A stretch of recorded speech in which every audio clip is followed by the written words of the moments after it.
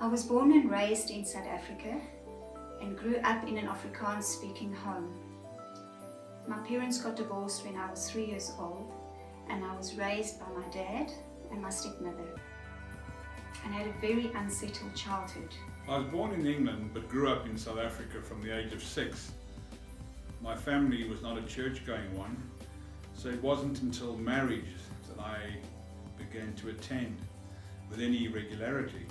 As a child, I attended the Presbyterian church with my family, out of tradition, not conviction. Religious discussions or Bible reading was never part of my upbringing. The only prayer ever said was at dinner. In 1980, I met Paul. We got married in the Church of England, which we attended for a while. We stopped attending and got consumed by the things of the world, spending time with non-Christian friends. This was of more importance rather than attending church. Church was not a priority for me.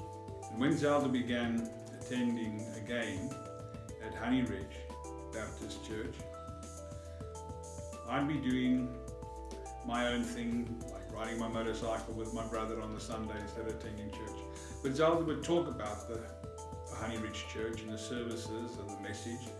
And eventually I started going along and I joined a home fellowship. I felt the need to go and attend a service. In 1981, I decided to go to a Sunday morning service and felt fulfilled being there. It was here where I met Ron and Paddy Precious, whose Bible study group we joined. Up until this point, I felt that Christianity was something I could do, not knowing the true meaning of being a Christian. But the loving Christian family at Honey Ridge explained the true gospel, and over time I was led to the Lord. I now understood the need of forgiveness, repentance, and the sufficiency of Christ. He did it all. I was really blessed by the Honey Ridge family. I came to know Christ in 2001. An elder from Honey Ridge, Ron Precious, explained the gospel, and his accepting and caring manner really impressed me, and eventually I was drawn in by his witness. And I was saved during this time, and in 2004, whilst at Emmanuel Baptist, I was baptized by immersion, despite family and friends saying I had gone all religious. I could rest in the knowledge that I was dead in my sin, but made alive and came alive to trusting Christ alone as my Lord and Saviour. I knew I wanted to be in service for God and draw nearer to Him. We moved home and yet again had to find a new church. We attended Grace Baptist, where I was baptized in 2002 as a believer by immersion. I felt the teaching was not always Bible-based, and we left the church. The Lord led us to Emmanuel Baptist, where we joined and became members and served the Lord at this church for 15 years before moving to the UK. On recommendation from our pastor in South Africa, we started attending Emmanuel Church in Leamington Spa.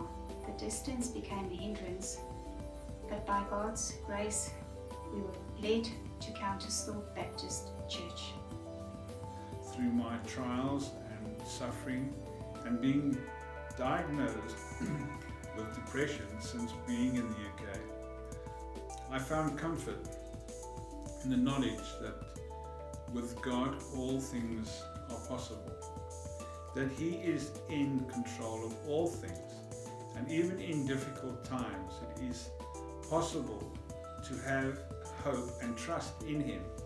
I trust in God's guidance. Through Him all things are possible, and I rest in the knowledge that His grace and mercy is sufficient for me. Looking back over my life and the times being in the pit, God's hand of protection and guidance was ever present. I know God is in control of all things, and that all things work together for the good of those who love Him and are called according to his purpose. Through all the trials and tribulations, God has been my strength and my rock, and I give him all the glory. This is my story for God's glory. What is yours?